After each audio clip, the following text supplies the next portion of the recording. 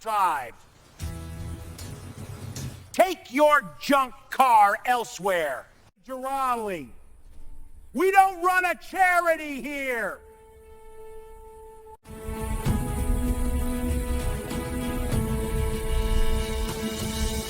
don't belong here, you old hag. That was me, the CEO's mother. Terminated immediately. You what is? You're nothing but trouble, you old hag. You're fired. Get out. This isn't a charity operation. Marcus Peterson's words slice through Riverside Auto Shop like ice. Dorothy Miller grips her worn handbag, watching her final $20 bill slide back inside. Please, my brake system is dangerous. I desperately need. Lady, take that rust bucket elsewhere. Marcus dismisses the elderly woman completely. Maya Thompson knows she should stay silent, protect her position. The eviction warning in her locker reminds her she cannot risk losing this income, but Dorothy's trembling hands won't let her look away. Ma'am. Maya moves forward, despite Marcus's furious stare. Let me check under your hood. I'll examine it. Maya, did you not hear me? Marcus's expression turns crimson. Dorothy's gaze connects with Maya's, appreciation mixed with something deeper, something resembling awareness. Bless you, dear, Dorothy murmurs. Marcus charges over. You're terminated. Leave immediately, both of you. While Maya kneels beside Dorothy's Civic, she remains unaware she's just altered everything. Dorothy Miller isn't the person she seems. And very soon, someone extremely influential will discover what transpired today. Where are you from? Tell us in the comments below. And if you're loving this story, hit that like button and subscribe for more. The dim lighting in Maya's cramped apartment pulses like a failing pulse. She examines the pink eviction document attached to her entrance. 73 hours to leave. The instant ramen cools in her hands as she tallies the wrinkled currency from her bag. $44.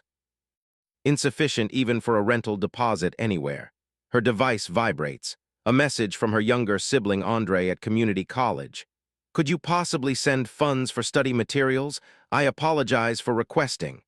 Maya erases the message without replying. How does she explain that assisting one elderly stranger just eliminated everything?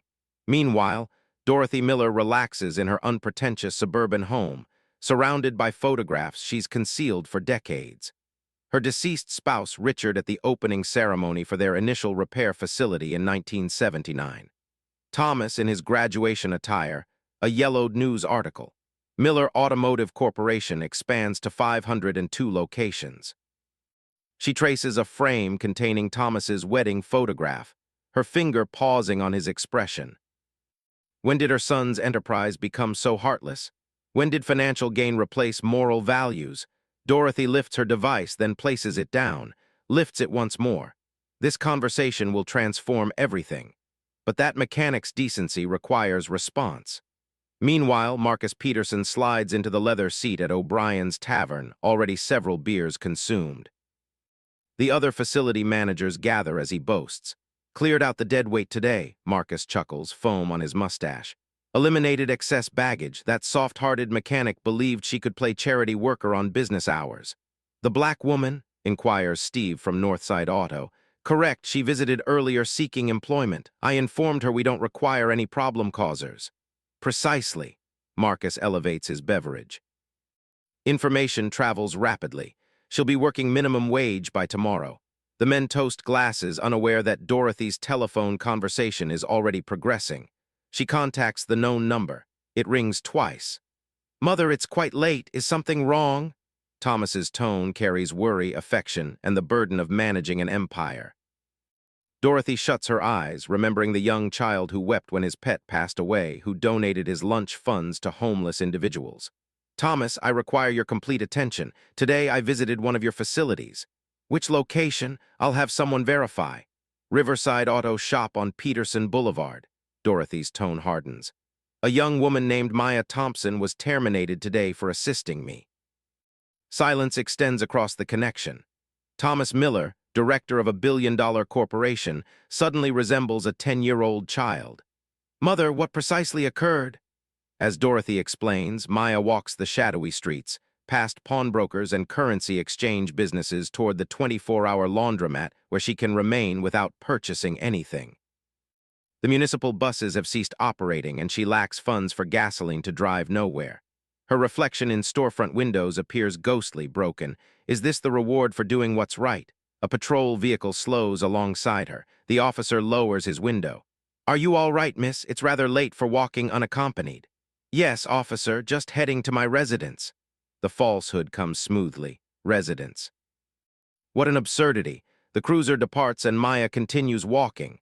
She doesn't observe the black sedan that passes twice, its elderly passenger studying her features through darkened glass.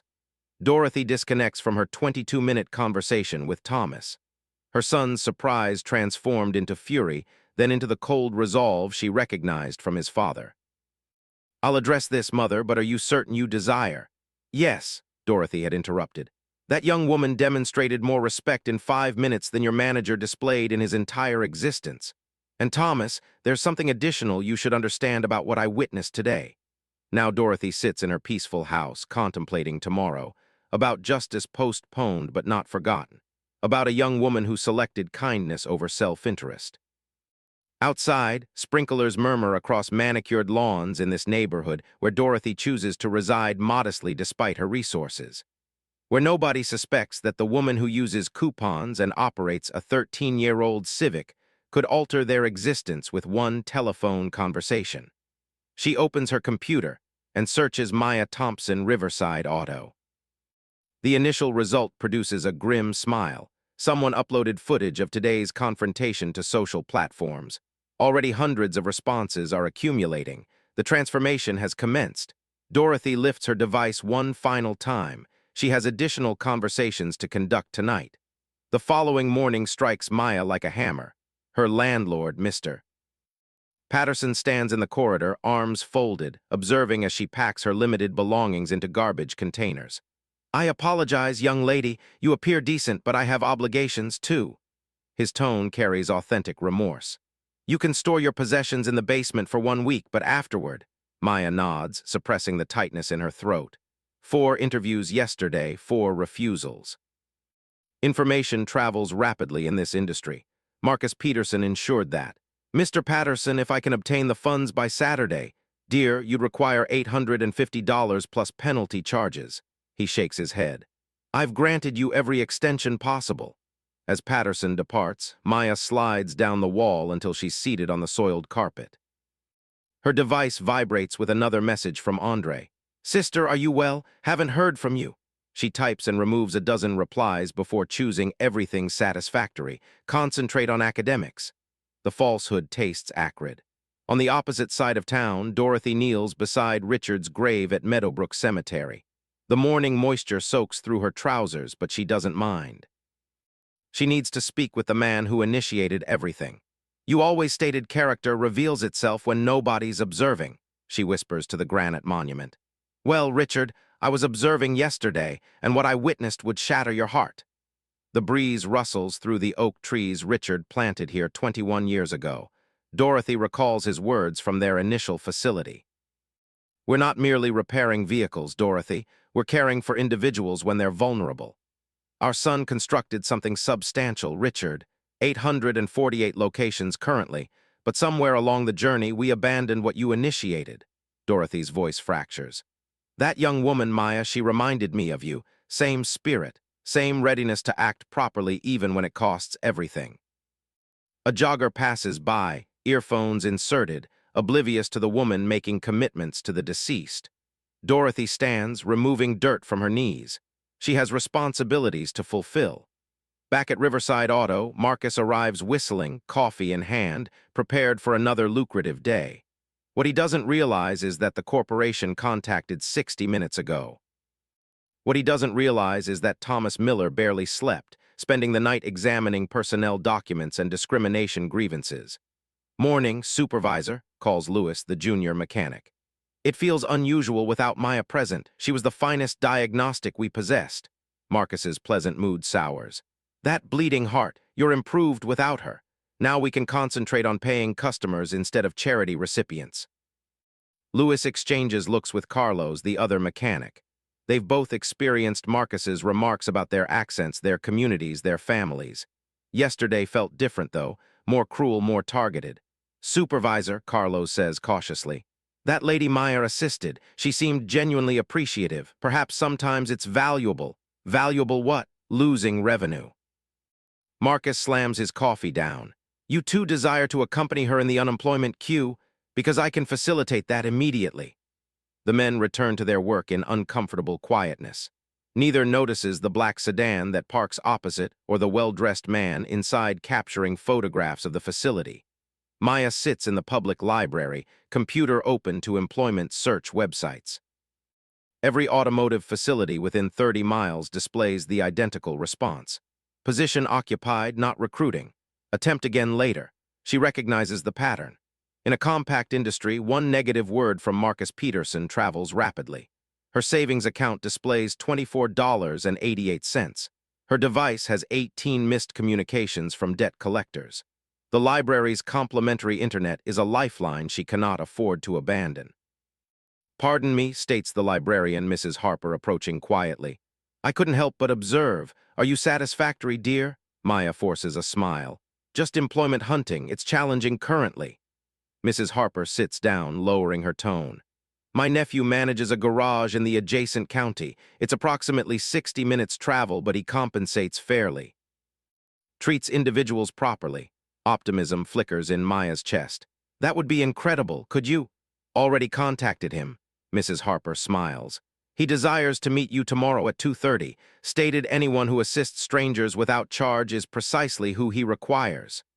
As Maya records the address, she doesn't notice Dorothy Miller entering the library. Doesn't observe the older woman pause at the sight of her, then quietly approach Mrs. Harper afterward. Excuse me, Dorothy says softly. That young woman who was just present, does she visit frequently? Mrs. Harper studies Dorothy carefully. Something in the older woman's eyes speaks of shared concern rather than idle interest. She's experiencing a difficult period, Mrs. Harper states finally. But she's a quality person, the type who donate their final dollar to assist someone else. Dorothy nods, understanding more than Mrs. Harper realizes. Yes, she whispers. I know precisely who she is. The Miller Automotive Corporation headquarters rises 31 floors above downtown, its glass exterior reflecting the morning sun like a beacon of corporate authority. Dorothy's modest Civic looks ridiculous in the visitor parking area, overwhelmed by luxury vehicles and sports cars that cost more than most individuals' annual earnings. She takes the executive elevator to the 29th floor, her access card still functioning after all these decades. The receptionist, Jennifer, looks up with practiced courtesy that transforms into genuine warmth. Mrs. Miller, what a pleasant surprise. Mr. Miller is in his office. Thank you, dear. I'll locate my route. Dorothy walks through corridors lined with awards and photographs chronicling the company's expansion.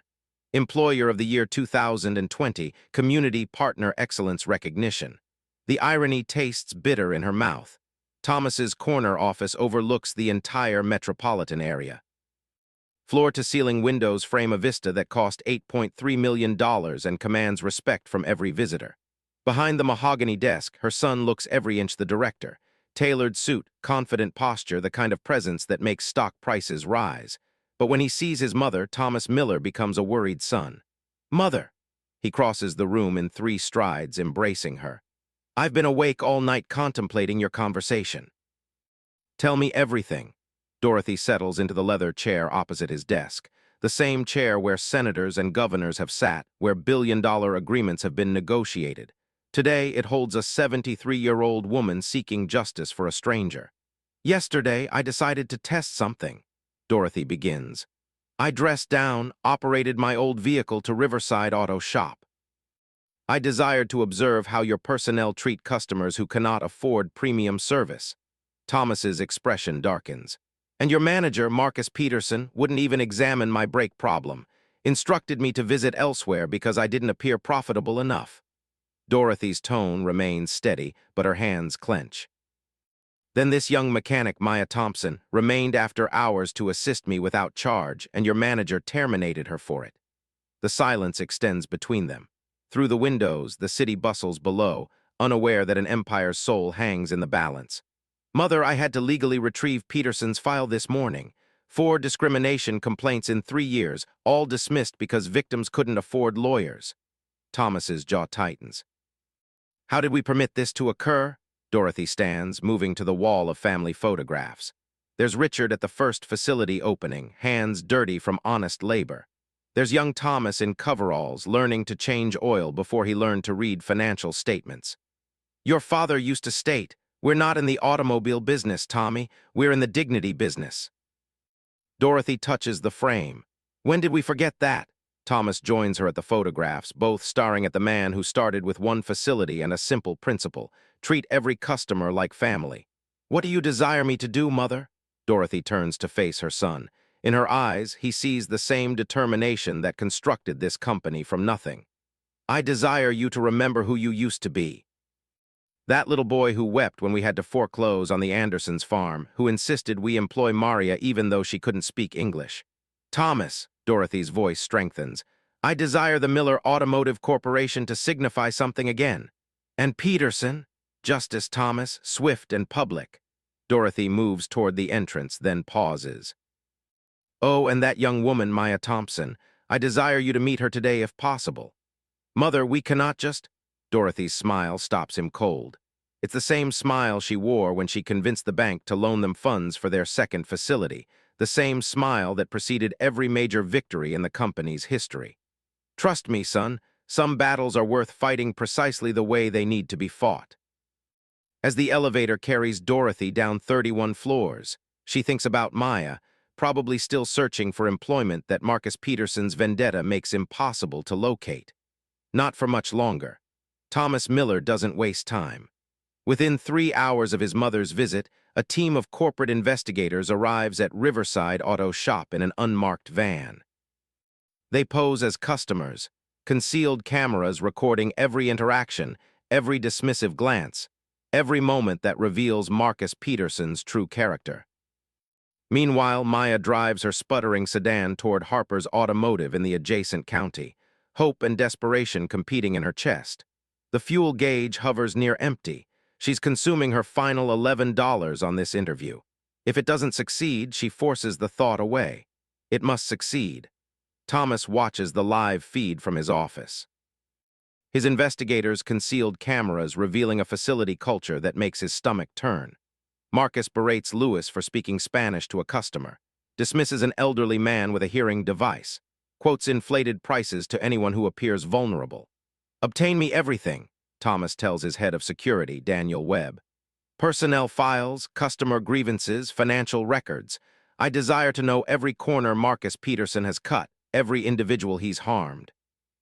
Sir, with respect, Daniel says carefully, moving this rapidly without proper legal review could expose the company to... Daniel. Thomas's tone carries the quiet authority that makes stock markets listen. My mother tested our values yesterday and we failed. How many other customers have we failed? How many employees like Maya Thompson have we destroyed for doing the proper thing? Webb nods, understanding some matters transcend legal caution. At Harper's Automotive, Maya meets Jonathan Harper, Mrs. Harper's nephew. He's younger than she anticipated, maybe 36, with calloused hands and oil under his fingernails, a genuine mechanic who worked his way upward. My aunt states you repaired someone's brakes without charge and got terminated for it, Jonathan says, wiping his hands on a shop cloth. Is that accurate? Yes, sir. Probably not the smartest career decision. Jonathan laughs. Depends on how you define smart. Demonstrate me what you understand. He leads her to a 2016 Accord with a mysterious engine knock. Maya opens the hood, listens to the engine, runs her hands along components with the practiced touch of someone who speaks automobile fluently. Timing chain tensioner, she states after 4 minutes. Probably has 62,000 miles on it. The sound commenced subtle and deteriorated over the last month, especially on cold starts. Jonathan's eyebrows rise. How do you know the mileage? Wear pattern on the tensioner housing. Plus, the owner maintains their oil changes. I can tell from the condition of everything else. Someone who maintains their vehicle wouldn't ignore a major problem, so this just developed. You're employed. The words strike Maya like a physical impact. Sir, $46 per hour, health benefits after 91 days, and you can commence Monday. My aunt was correct. Anyone who gets terminated for assisting individuals is precisely who I desire working here. Maya feels tears threatening. Mr. Harper, I thank you. You have no idea what this signifies. Actually, I do. Jonathan's expression grows serious.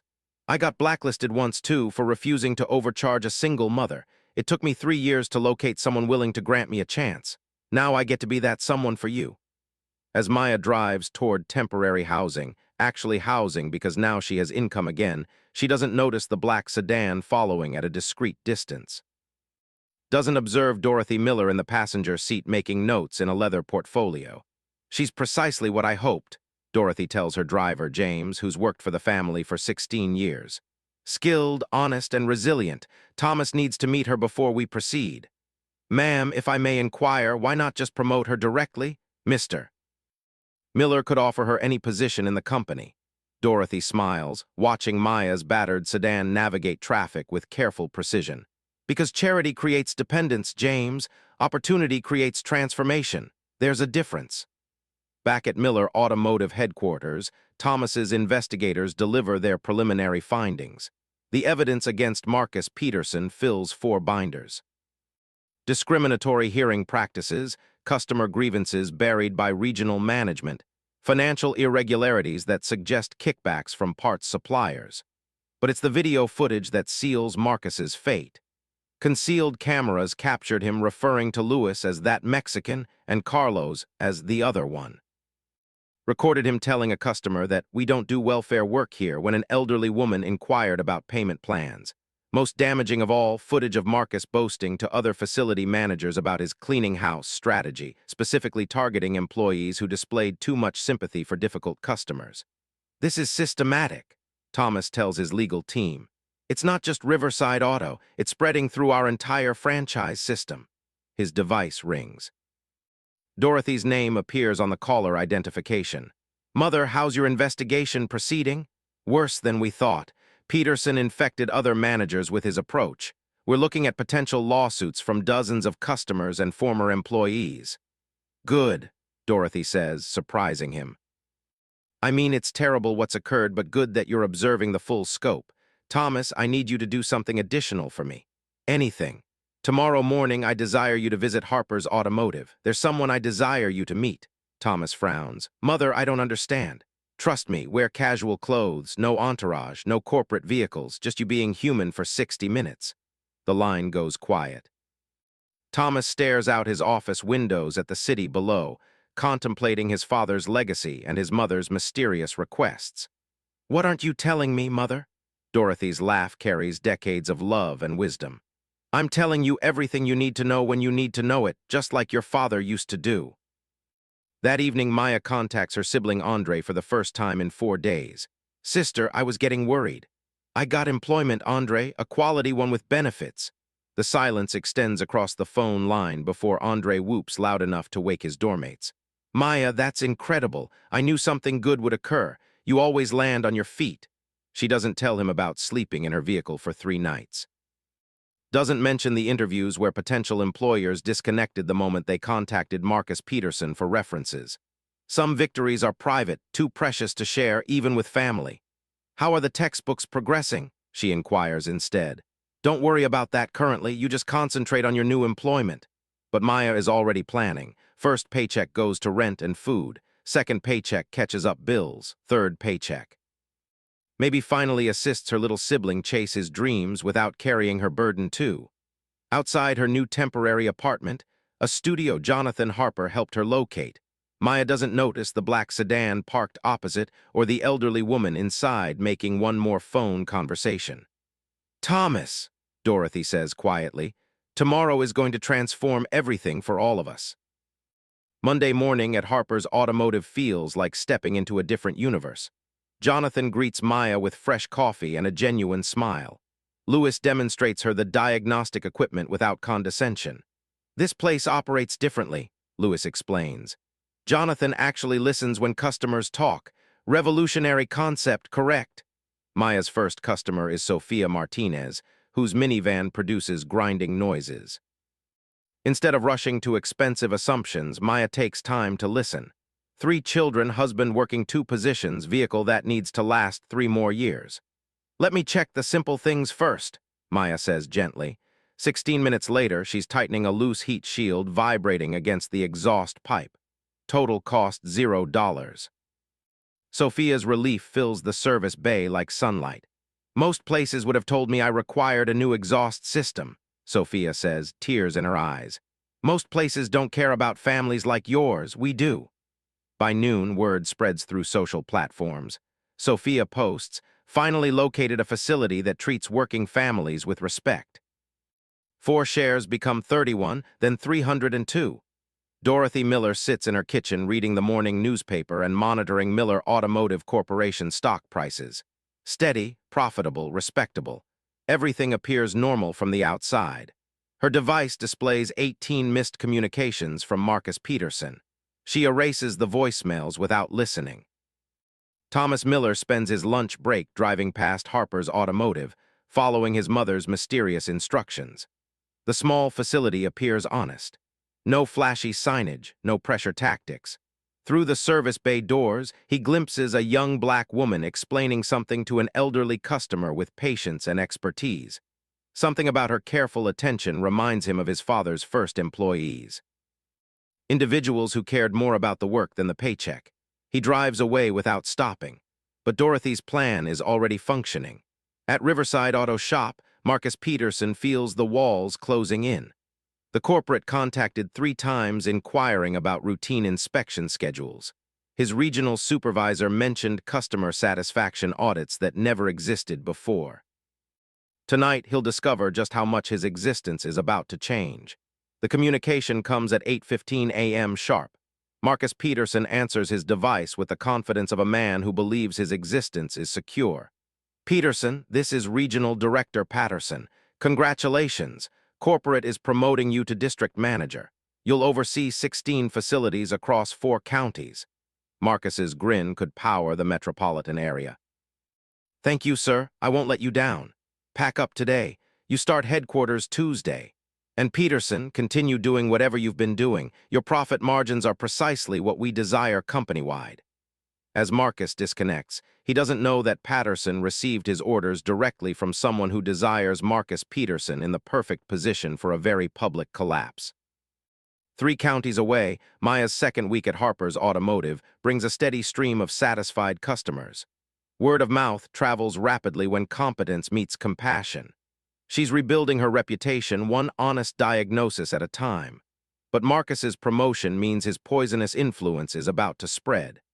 By Wednesday, he's holding district manager meetings, teaching other facility managers his efficiency methods. Customer sympathy is a profit destroyer, he tells a room of 21 managers. Sad stories don't pay rent. You commence making exceptions for sob cases. Word gets out that you're a pushover. In the back row, Frank Bradley from Westside Auto shifts uncomfortably. What about community relations, customer loyalty? Marcus's laugh is sharp as broken glass.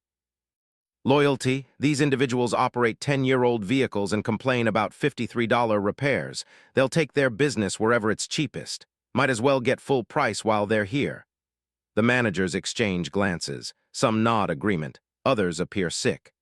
I cleaned house in Riverside last month, Marcus continues. Terminated a mechanic who believed she could play Mother Teresa with company resources. Now my team stays concentrated on paying customers. Dorothy Miller observes this meeting through a concealed camera, her expression stone cold with fury. The investigators Webb hired captured every word, every callous laugh, every moment of institutional cruelty being codified into corporate policy. She contacts Thomas immediately. He's teaching them, she states without preamble. Your new district manager is spreading his disease to 16 facilities. How many Mayas will suffer because we waited too long? Thomas stares at the live feed on his computer screen. Marcus Peterson stands before 25 facility managers like a general addressing troops, weaponizing prejudice and calling it business strategy. Mother, I can stop this right now. No, Dorothy's tone cuts sharp. Let him dig deeper. Let him train more individuals in his methods. Let him feel safe enough to display his true face. But the damage will be evidence, Thomas. When we're done, no one will ever doubt why Marcus Peterson deserved what occurred to him. Thursday brings Marcus's first surprise inspection to Harper's Automotive. He arrives in a Miller Automotive Corporation sedan, clipboard in hand, searching for any excuse to destroy Jonathan Harper's operation. You the owner? Marcus inquires Jonathan, his tone suggesting ownership is somehow suspicious. Yes, sir. How can I assist you? District inspection. I'll need to observe your records, employee files, and customer satisfaction scores. Jonathan complies, but Marcus has already decided his verdict. He observes Maya work with obvious recognition, his smile turning predatory.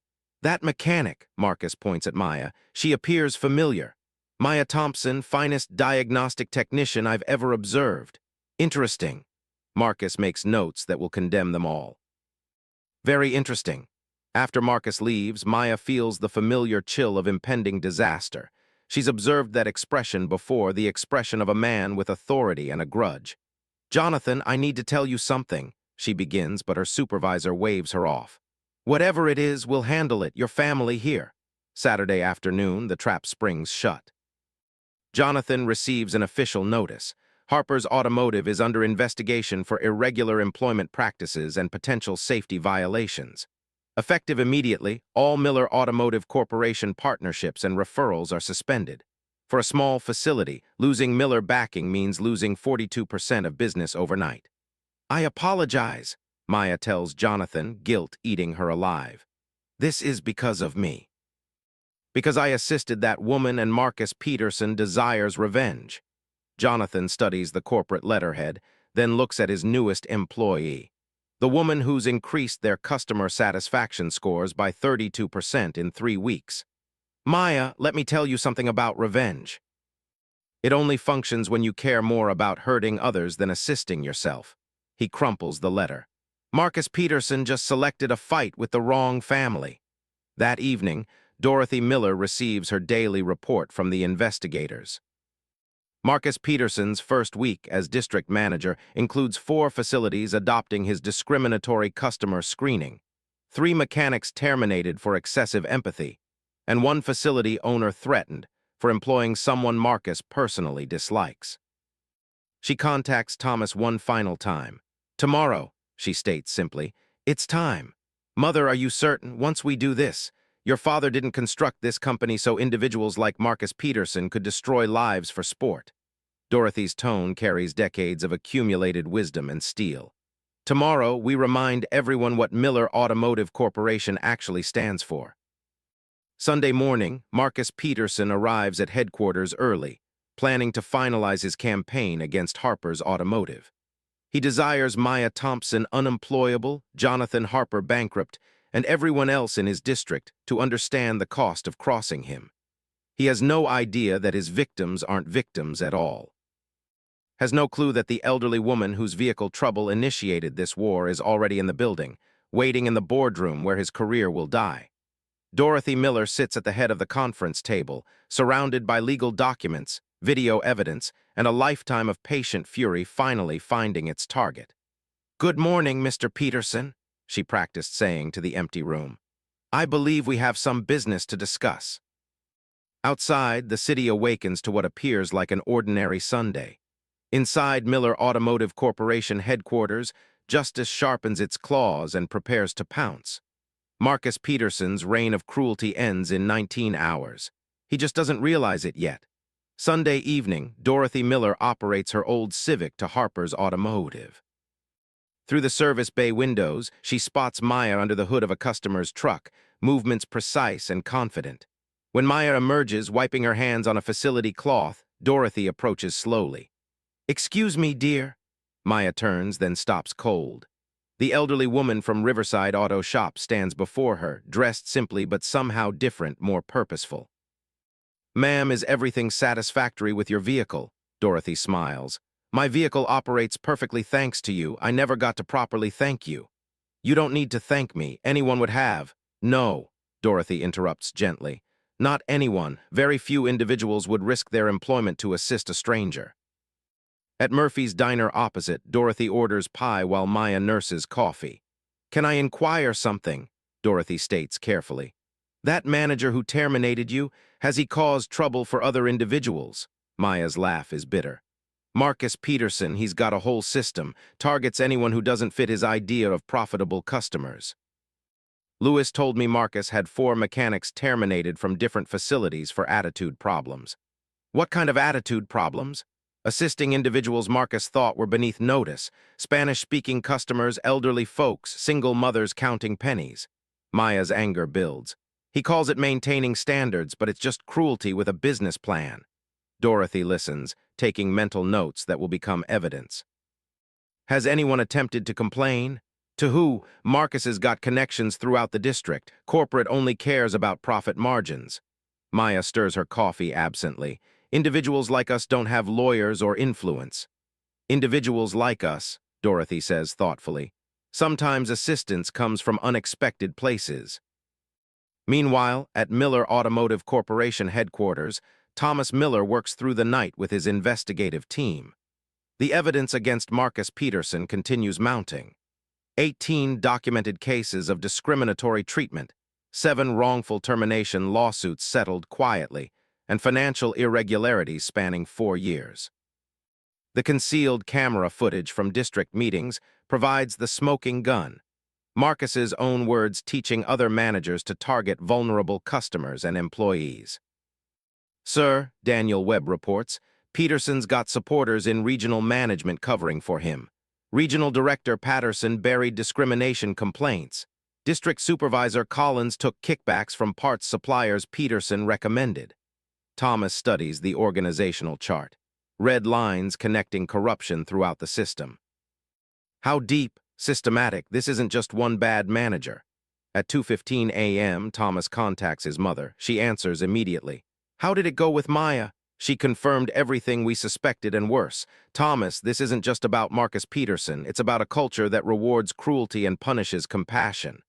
I know, Mother. We've got sufficient evidence to clean house completely. Good. Tomorrow we're going to send a message to the entire industry. Dorothy's tone carries absolute determination. Is the boardroom prepared? Everything's arranged. Full board attendance, media invited, legal team standing by. And Marcus believes he's being honored for outstanding performance.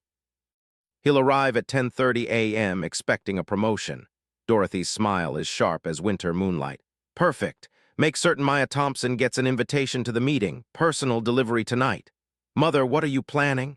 Justice, dear, the kind your father would have demanded. As Thomas disconnects, he feels the weight of legacy settling on his shoulders. Tomorrow will either redeem Miller Automotive Corporation or destroy everything his parents constructed. But watching Marcus Peterson's recorded confession loop on his computer screen, he knows some choices make themselves. 60 minutes later, Daniel Webb arrives at Maya's apartment with an official invitation. Miller Automotive Corporation Board Meeting. Your presence requested. 10:30 a.m. Monday. Maya stares at the letterhead, confused. I don't understand. Why would they desire me there? Ma'am, I'm just delivering the message, but I will state this.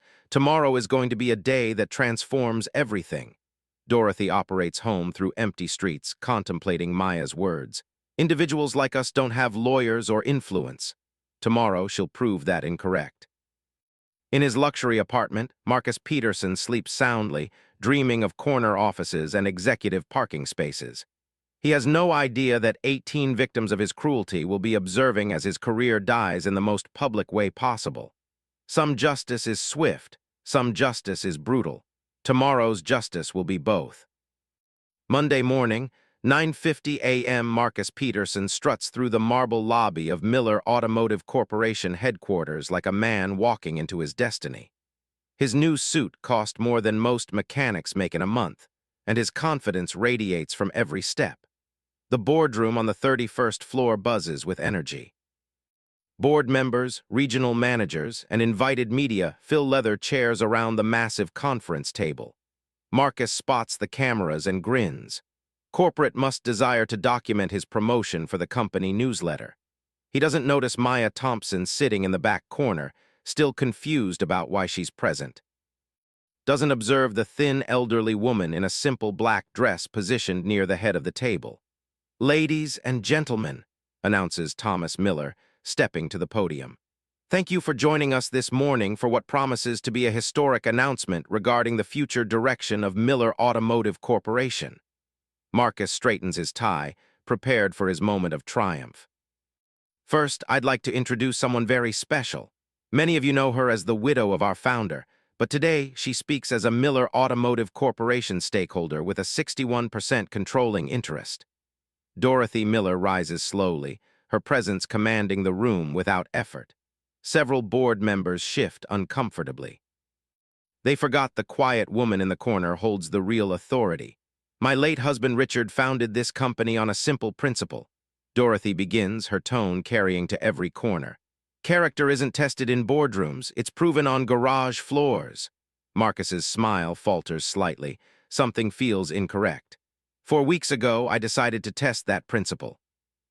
I dressed down, operated my oldest vehicle to one of our Riverside locations, and presented myself as a customer in need. Dorothy's eyes find Marcus in the audience. Recognition dawns on his expression like sunrise over a cemetery. I was dismissed, ridiculed, and turned away because I didn't appear profitable enough for our company's attention. The room grows silent. Media cameras swing toward Marcus, whose expression has gone pale as winter. But one employee, Dorothy continues, remained after hours to assist a stranger without charge. Maya Thompson risked her employment to uphold the values this company was founded on. Maya's heart pounds as hundreds of eyes turn toward her. Dorothy's gentle nod gives her strength. For this act of kindness, our then-manager, Marcus Peterson, terminated Miss Thompson immediately. Murmurs ripple through the boardroom. Marcus starts to stand, but Thomas's tone stops him cold. Mr. Peterson, please remain seated. We have something to demonstrate you. The lights dim. A massive screen descends from the ceiling. Marcus's tone fills the room. Recorded in high definition at last week's district meeting. Customer sympathy is a profit destroyer. You commence making exceptions for sob cases. Word gets out that you're a pushover.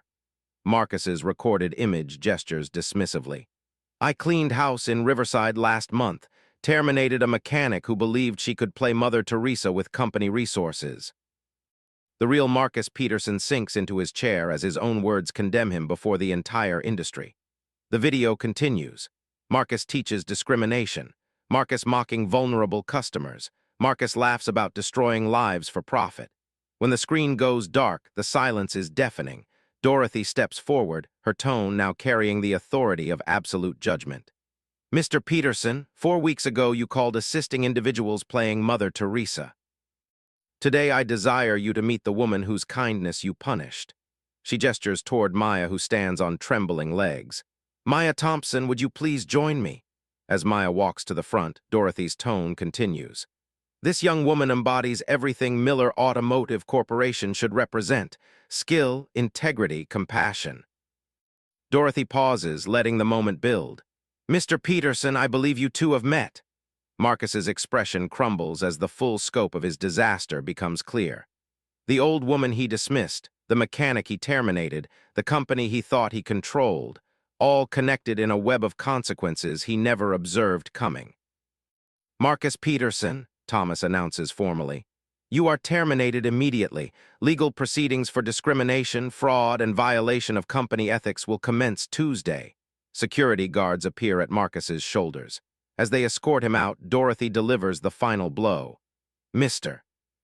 Peterson, the elderly customer you turned away 4 weeks ago, the one whose vehicle trouble wasn't profitable enough for your attention. Dorothy's smile is sharp as justice itself. That was me, the mother of the man who just ended your career.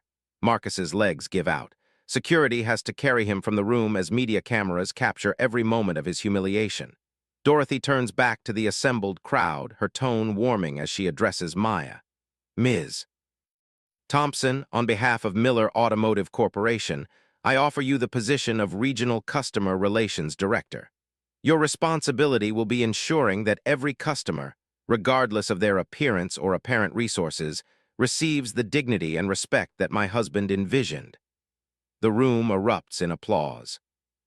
Maya feels tears streaming down her expression as Dorothy approaches with an embrace that smells like lavender and justice. But why? Maya whispers. Why go through all this for someone like me? Dorothy pulls back, her eyes bright with unshed tears. Because, dear child, character isn't about who you assist when cameras are observing. It's about who you assist when you think nobody's looking. She pauses, her tone carrying across the silent room. But somebody's always looking, and sometimes that somebody has the authority to make things proper. Thomas joins them at the podium. Ladies and gentlemen, effective immediately, Miller Automotive Corporation is implementing the Thompson Protocol, a company-wide mandate that every customer interaction be guided by compassion first, profit second. The media surges forward with questions. Board members line up to shake hands. Regional managers who enabled Marcus Peterson quietly slip toward the exits, knowing their own reckoning's approach. But in the center of the storm, two women stand together. One who gave everything to assist a stranger, one who had everything to give back. "Mrs. Miller," Maya says softly, "I still don't understand how you knew I was the proper person for this responsibility." Dorothy's smile carries decades of hard-won wisdom. "Child, I didn't choose you for this responsibility. You chose yourself the moment you remained late to repair an old woman's brakes." Outside, Marcus Peterson sits in his vehicle in the parking garage, staring at his device buzzing with reporters' communications. His corporate credit cards are already canceled. His company vehicle will be repossessed by evening. His reputation in the automotive industry is destroyed forever. He contemplates the old woman whose brake problem initiated this avalanche, wonders what his existence would look like now if he'd simply demonstrated her basic human decency. But some lessons arrive too late to matter. In the boardroom, Maya Thompson signs paperwork that will transform not just her existence, but the existence of every vulnerable customer who walks into a Miller Automotive Corporation location. Justice tastes like tears and redemption, and sometimes that's precisely what the world requires. 4 months later, Riverside Auto Shop buzzes with transformed energy. Lewis leads a team of 6 mechanics, all trained in the Thompson Protocol, competence paired with compassion. The waiting area features comfortable chairs, fresh coffee, and a children's corner where families can relax while honest work occurs. Maya walks through the facility on her monthly inspection, observing genuine care in action. Carlos explains brake options to an elderly gentleman with infinite patience. Sandra, the new hire, assists a young mother understand why her transmission problems aren't as expensive as she feared. "How are we doing?" Jonathan Harper inquires, joining Maya near the service bay. As regional training coordinator, he ensures the culture change adheres across all Miller locations. "Better than anyone hoped," Maya smiles. Customer satisfaction is up 49%. Employee retention at an all-time high. Profits actually improved when we stopped chasing quick scores and started building relationships. Dorothy Miller emerges from her Civic, the same vehicle still operating perfectly. She's become a regular customer at every Miller location. A living reminder of why kindness matters. "Mrs. Miller," Lewis calls cheerfully, "right on time for your oil change. And I brought cookies," Dorothy announces, producing a tin that makes the entire crew gather around like grateful grandchildren. As Dorothy settles into the waiting area, Maya joins her with decent coffee. "Any regrets?" Dorothy inquires gently. Maya considers seriously. Her new position comes with challenges, changing entrenched attitudes, implementing training programs, dealing with franchise owners who resist cultural shift. Marcus Peterson got 19 months for fraud and discrimination charges, Maya states. Finally, his enablers were terminated. 18 wrongfully terminated employees have been compensated and offered positions. Dorothy nods. "That's justice, but I inquired about regrets." Maya observes Carlos teaching the new apprentice proper diagnostics, observes Sandra assisting a customer understand financing options, and observes Lewis treating every individual with dignity. "No regrets," she states firmly. "This is precisely where I'm supposed to be." Dorothy's smile carries deep satisfaction. "Your sibling contacted yesterday, graduating summa cum laude, accepted to Engineering Academy with full scholarship." "Dorothy, you didn't." The Thompson Family Foundation supports deserving students. "Andre earned every penny through merit." Dorothy's eyes twinkle. Though having a sister who embodies integrity certainly didn't harm his application. As Dorothy's Civic receives the same careful attention given to luxury vehicles, Maya realizes this is what revolution looks like. Not grand gestures, but daily choices to treat individuals as human beings deserving respect. Outside, the Miller Automotive Corporation sign gleams in afternoon sunlight. But the real transformation lives in the hearts of individuals who remember what service truly means. Some victories aren't measured in profit margins, but in the dignity restored to strangers who just required assistance. 13 months later, Maya Thompson stands before a packed auditorium at the National Automotive Service Excellence Conference, accepting the Community Impact Award on behalf of Miller Automotive Corporation. "This award doesn't belong to me," she states into the microphone. "It belongs to everyone who believes that kindness and competence aren't opposites, they're partners." In the audience, Dorothy Miller sits in the front row, her proud smile brighter than the stage lights. Beside her, Thomas records every word for all 849 Miller locations worldwide. 13 months ago, I was terminated for assisting someone I thought was just another struggling customer," Maya continues. "Today, that customer is my mentor and the woman who proved that sometimes angels operate old Civics." The audience laughs as Dorothy's eyes glisten with tears. The Thompson Protocol isn't revolutionary because it's new. It's revolutionary because we forgot that treating individuals with dignity used to be normal. As applause thunders through the auditorium, Dorothy stands slowly, joined by 800 automotive professionals who finally understand what her husband knew 51 years ago. Later, Maya finds Dorothy on the hotel balcony looking out at city lights. "Still contemplate that day?" Dorothy inquires softly. "Every day," Maya admits. "It transformed everything." Dorothy takes her hand, weathered fingers intertwining with calloused ones. "No, dear, you transformed everything. I just made certain the world noticed." Sometimes the smallest acts of kindness create the biggest transformations. When you observe someone who requires assistance, remember Maya's story. Your compassion might be someone's miracle. Where are you from? Tell us in the comments below. And if you're loving this story, hit that like button and subscribe for more.